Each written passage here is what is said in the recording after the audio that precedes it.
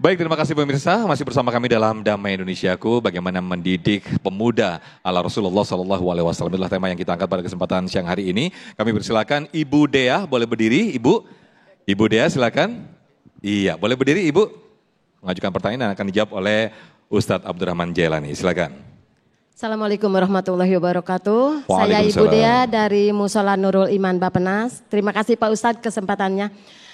Satu pertanyaan saya memang tidak dikaruniai anak dan alhamdulillah saya ada 2 anak yang saya angkat sebagai anak. Anak asuh, Berdosakah saya sebagai orang tua yang memang hasil yang saya lihat sampai sekarang di perguruan tinggi anak tersebut tidak maksimal. Apa didikan yang harus saya sampaikan terhadap anak angkat saya tersebut? Demikian hasil dari secara saya. Nilai atau hasil secara akhlaknya, Secara moralnya atau bagaimana? General. General ya. General yang saya lihat.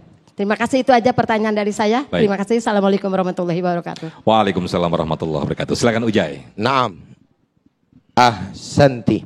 Pertanyaan yang juga bagus dan ini berkaitan dengan realita dari apa yang dirasakan oleh ibu. Saya ingin menjawab begini, bahwa pertama ibu sudah mempunyai satu poin di mana Allah Subhanahu wa taala memberikan kesempatan kepada ibu walaupun Allah tidak atau katakan belum mempunyai daripada keturunan. Katakan tidaklah, karena misalkan dilihat dari sisi usia misalnya. Tapi di sini adilnya yang namanya agama. Di dalam satu hadis ya yang kita sering dengar ada kalimat begini dari sabda Nabi, "Idza mata ibnu Adam in qata'a amaluhu illa min salasin, shadaqatin jariyatin wa ilmin yuntafa'u bihi wa waladin salihin yad'ulahu." Saya akan persingkat kepada yang terakhir. Jadi apabila anak cucu Adam meninggal dunia, maka terputus amalnya kecuali 3 yang udah pernah dikerjain. Yang terakhir adalah anak yang soleh. Pertanyaan saya, jawab yang kompak. Tadi ibu nanya, ibu punya anak gak? Dikaruniai anak gak? Enggak. Itu ya. Berarti rugi dong ibu. Kan gitu bahasanya dah. Kalau sekilas rugi dong bahasanya. Enggak punya anak, enggak ada yang doain. Enggak gitu. Justru jawabannya adalah dari hadis ini lagi.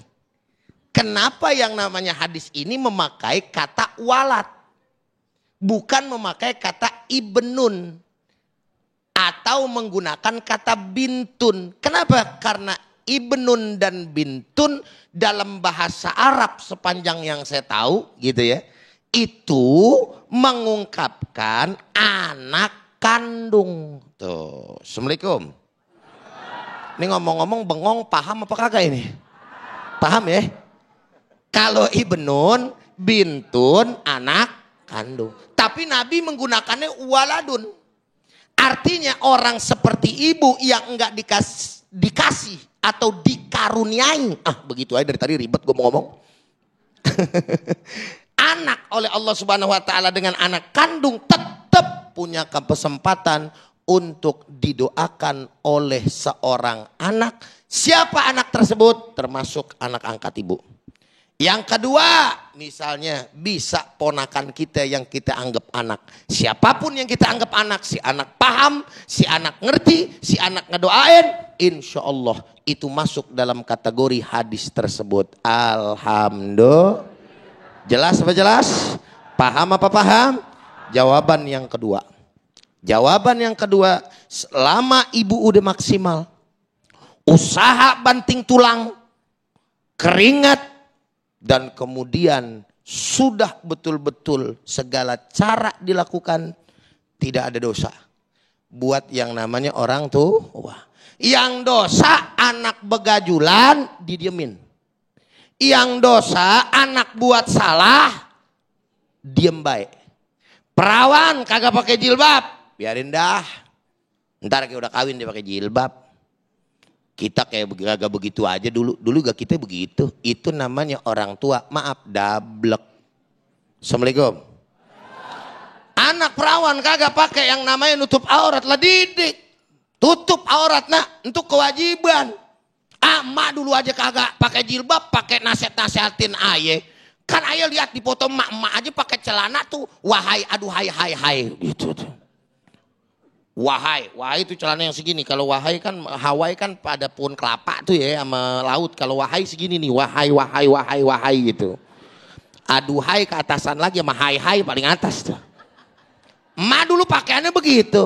Biar kata kita dulu begitu, tetap didik anak kita. Enggak boleh anak kita enggak nutup auratnya. Wajib nutup aurat. Jelas gak? Udah kita bilangin masih bangor. Di rumah doang pakai jilbab belaga. Pas yang namanya giliran sekolah, des, dilempar.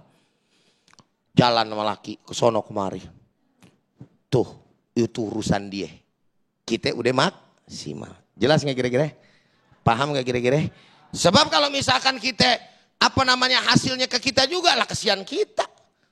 Nabi Nuh alaihi salatu wassalam punya anak kan? Kanan. Anaknya Nabi belangsak. Lah bagaimana anak kita? Assalamualaikum. Paham kagak? Jelas kagak? Ngerti kagak? Ya udah kalau ngerti jawabannya begitu aja udah kan gitu ya. Insya Allah. Baik, terima kasih Ujai atas jawabannya.